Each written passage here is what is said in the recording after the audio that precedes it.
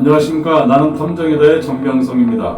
오늘은 흥미로운 탐정의 세계 제5편 보험사기 특별방지법에 대하여 알아보겠는데요. 그중 3가지 중요한 사항으로 첫째, 특별법 신설 및 처벌 강화 규정에 대하여 알아보자면 보험사기 특별방지법 보험사기행위 조사방지 처벌에 관한 사항을 정함으로써 보험계약자, 피보험자, 그 밖의 이해관계인의 권익을 보호하고 보험업의 건강한 육성과 국민의 공리증진에 이바지함을 목적으로 한다 라고 명시되어 있고요. 특별법 이전에는 현행법상 사기죄로 적용하여 10년 이하의 징역 또는 2천만 원 이하의 벌금에 처했지만 특별법 시행 후 10년 이하의 징역 또는 3천만 원 이하의 벌금으로 처벌 규정은 강화되었고요. 상습범은 그 죄의 정한형의 2분의 1까지 가중 처벌되고 미수범도 함께 처벌하도록 규정하고 있습니다. 가중처벌로는 보험사기 이등액 50억 이상 무기 또는 5년 이상 징역, 이득액이 5억 이상 50억 원 미만은 3년 이상 유기징역에 처하도록 되어 있습니다. 네, 그렇습니다. 형법상 사기죄로 처벌받던 보험사기가 특별법에 의해 보험사기죄로 명시되고 그 처벌이 더욱 강화된 것입니다.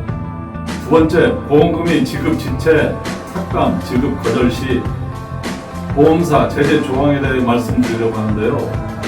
대통령령으로 정하는 사유 없이 보험금 지급 지체, 거절, 삭감, 금지 규정으로 위반 시에는 보험사에게 건당 1천만 원 이하의 과태료를 부과하고 있습니다. 하지만 약관 또는 법령이 정하는 경우 보험사기 의심행위 금융위 보고건 또는 수사 의뢰건의 경우 보험사고 조사 결과 소재기 등의 경우는 이 조항에서 제외됩니다. 마지막 3번째로는 보험사기 조사 업무 절차 마련으로 기존에는 보험사기 시 수사당국, 금융당국, 보험회사, 심평원 등 유관기관 협업의 명확한 법적 절차를 부재하였으나 특별법 시행 후에는 보험사의 보험사기 행위 보고, 수사기관의 고발 등 심평원의 입원 적성성에 관한 심사 의뢰를 한 후 보험사기에 관한 규정을 명확히 구분하고 있는데요. 보험사기 수사건의 경우 유관기관의 협조가 잘 이루어지고 있기 때문에 이제는 탐정사무소와 같은 전문 조사기관을 통하여 좀 더 명확한 기초조사를 한다면 보험사기 피해를 줄여나갈 수 있을 것으로 판단되어집니다. 그렇다면 탐정법인은 어떤 절차를 통해서 조사 업무에 임하게 될까요?